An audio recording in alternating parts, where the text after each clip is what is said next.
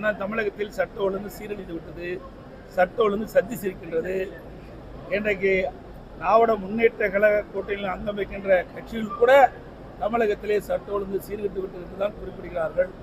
அது மட்டுமல்ல, விளாத்திக்குளத்திலே ஒரு மாணவி, பள்ளிக்கு சென்ற மாணவியை பாலியல் செயலுக்கு உட்படுத்தப்பட்டு படுகொலை செய்யப்பட்டிருக்கிறார்கள். அதெல்லாம் இந்த மாவட்டத்தில் நிகழ்ந்த நிகழ்வுகள். இதுவே இந்த சட்ட ஒழுங்கு மோசமாக இருப்பதற்கு சான்று.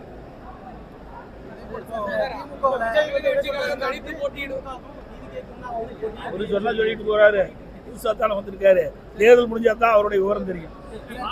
அதிமுக கூட்டணியில வந்து முரண்பாடு இருக்கு, அதிருப்தியில இருக்கிறதா ஒரு பேச்சு. எந்த அதிருப்தியும் இல்லை. எங்க அதிருப்தி இருக்கு? நீங்க தான் ஊடக நண்பர்களும் பத்திரிகை நண்பர்களும் பிரித்து போட வேண்டும். எங்களை கூட்டணி நல்லா சிந்திச்சு பாருங்க. திராவிட முன்னேற்ற கழகம் கடந்த 23 நாட்களாக கூட்டணி பேச்சுவார்த்தை பேச்சுக்கொண்டே இருந்து 2 நாளைக்கு முன்பு தான் இறுதி செய்யப்பட்டது. காங்கிரஸுக்கும் திமுகவுக்கும் கிட்டத்தட்ட ஒரு 18 நாட்கள் வார்த்தை போகும். பத்திரிகையில் செய்தி, ஊடகத்தில் செய்தி. ஒரு காலகட்டத்தில் காங்கிரஸ் திமுக கூட்டணியிலிருந்து விலகிவிடுவோம் என்ற நிலைக்கெல்லாம் வந்து விட்டார்கள். ஆக காங்கிரஸ் தலைவர்களும் இந்த மாநில பொறுப்பாளர் போட்டவர்களும் அவர் பல்வேறு கருத்துக்களை குறிப்பிட்டார். அதற்கு எதிர்கருத்துக்களை திராவிட முன்னேற்ற கழகத்தில் இருக்கின்ற முக்கிய நிர்வாகிகள் குறிப்பிட்டார்கள். இதெல்லாம் பத்திரிகை ஊடகத்தில் வந்த செய்தி. அப்படித்தான் அங்கு இருந்தது. அது மட்டும் இல்ல, திமுக கூட்டணியில் அங்கம் வைக்கின்ற கட்சிகள் கூட மன வருத்தத்தில் இருக்கிறாங்க.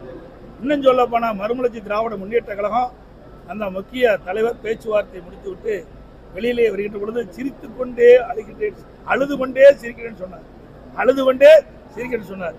அப்படிப்பட்ட நிலைமை தான் அந்த கூட்டணியில் இருக்குது. எங்க கூட்டணி பொறுத்த வரைக்கும் நாங்கள் கூட்டணி பேச்சுவார்த்தை தலைமை கழகத்தில் எங்களுடைய கூட்டணி தலைவர்களை அழைத்து பேசினோம். பேசி முடிந்தனோம்.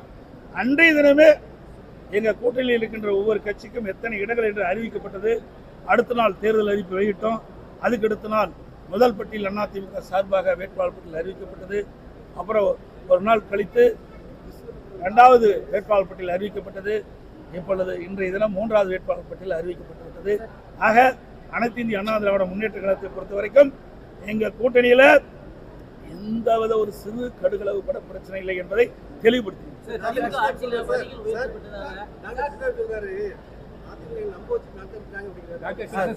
சார், எங்களோட பேச்சுவார்த்தையும் நடத்தலையே. அவர் சீட்டு கேட்குற அளவுக்கு நான் கொடுக்க முடியுமா? சொல்லுங்க பார்க்கலாம். இன்னும் சொல்ல போனா அது விவரமா சொல்லக்கூடாது என்று கருதுகிறேன். எங்ககிட்ட வந்து 10 சீட்டு கேட்டார், அப்புறம் 5 சீட்டு கேட்டார். பேச்சுவார்த்தை நேரடியாக இல்லை, வேற ரூம்லாம் சொன்னார். எங்களால் இயலாது என்று. அவ்வளவுதான். இளைஞர்கள் போன வரைக்கும் எங்களோட கூட்டணியில் இல்லையே. 2021 சட்டமன்ற பொறுத்த தேர்தல் கூட்டணியில் இல்லை. அது மட்டும் இல்லை, சொல்லக்கூடாது, சொல்ல வைக்கிறாரு. ஒவ்வொரு கூட்டணியில் கட்சி சேருகின்ற பொழுது அந்தந்த கட்சியுடைய வாக்கு வங்கிக்கு தேவை மாதிரி தான் அந்த கட்சி பெற்ற வாக்கின் அடிப்படையில் தான் சீட்டு கொடுப்பாங்க. 31 தொகுதியில் போட்டிட்டு 33,000 ஓட்டு வாங்கியிருக்காரு. 31 தொகுதியில் போட்டிட்டு 33,000 ஓட்டு வாங்கியிருக்காரு. அவருக்கு எத்தனை தொகுதி கொடுக்குவது என்று பார்க்கணும். ஏன்னா கூட்டணியில் அங்கம் வைக்கின்ற கட்சிகள் தான் அந்தந்த கட்சிகள் வாங்கிய வாக்கின் அடிப்படையில் தான் எல்லா கட்சிக்குமே கூட்டணியில் இன்றைக்கு அந்த சீட் ஒதுக்கீடு செய்யப்படும். அது அதிமுக சரி, திமுக சரி, அப்படித்தான் கடைபிடிக்கிறாங்க. அந்த அடிப்படையில் கடைபிடிச்சா பரவாயில்ல. அவர் எங்களுக்கு அதிகமான சீட்டை கேட்டு ஆள் அனுப்புனா அது நாங்கள் நேரடியாக பேச்சுவார்த்தை நடத்தலை. அவருக்கு தேவையானவரை அனுப்பினார், நாங்கள் இயலாது அவ்வளோட முடியும்.